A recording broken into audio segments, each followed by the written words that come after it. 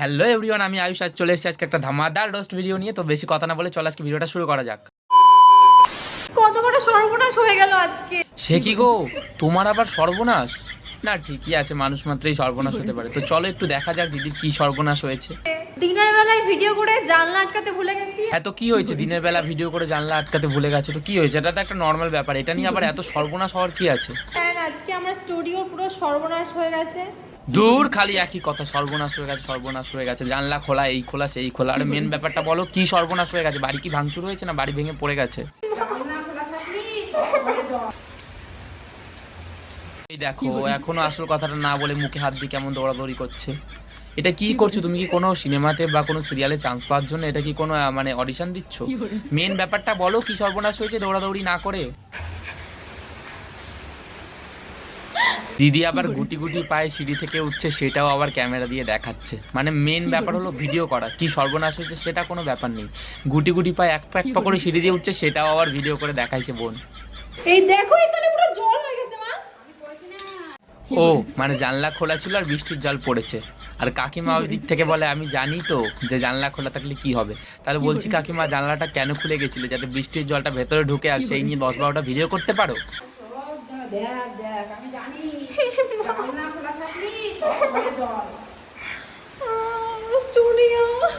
দিদি কিন্তু দেখলো দিদির এত বড় সর্বনাশ হয়েছে, ভিডিও অন করতে দিদি ভোলেনি। কিন্তু দিদি কিন্তু জানলাটা যখন দেখলো যে জানলা এরকম ভাবে অবস্থায় খোলা পড়ে বৃষ্টির জল ঢুকে গেছে, তাও কিন্তু দিদি জানলা বন্ধ করলো না।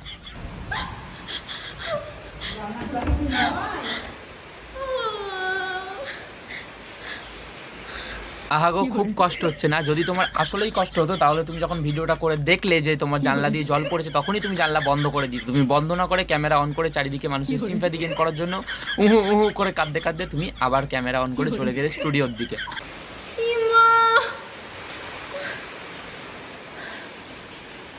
কি অবস্থা। কাকিমা আবার পাশ থেকে কয়, কি ভিজে গেছে সবটা? কাকিমা তুমি তো এক্ষুনি বললে যে জানলা যদি খোলা থাকে তাহলে কি হবে। আমি তো কইছি না, আমি তো সবই জানি। তাহলে আবার জিজ্ঞেস করতেছো কেন যে কি হয়েছে, ভিজে গেছে? কি বাবা, নতুন আমি লাগালাম এটা। নতুন লাগালে না পুরনো লাগালে সেইটা কোনো ব্যাপার না। বৃষ্টি পড়লে তো নতুন হোক পুরনো হোক সবই ভিজবে। সব ভেজা। আমার কাছে কথা হচ্ছে, যখন বৃষ্টিতে সব ভিজে আছে তাহলে তুমি ক্যামেরাটা অফ করে জানলাগুলো কেন বন্ধ করছো না? খালি ক্যামেরা অন করে এদিক ওদিক দেখাইতেছো কি কি ভিজেছে। আমরা কি দেখতে চাইছি তোমার কি কি ভিজেছে? পুরো পর্দা ভিজে গেছে।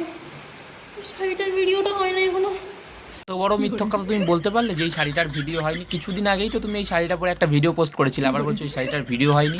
মানে পাবলিককে কিভাবে বোকা বানানো যায় সেটা হলো তোমাদের সুমি দিদি ছাড়া আর কেউ পারবে না। এমন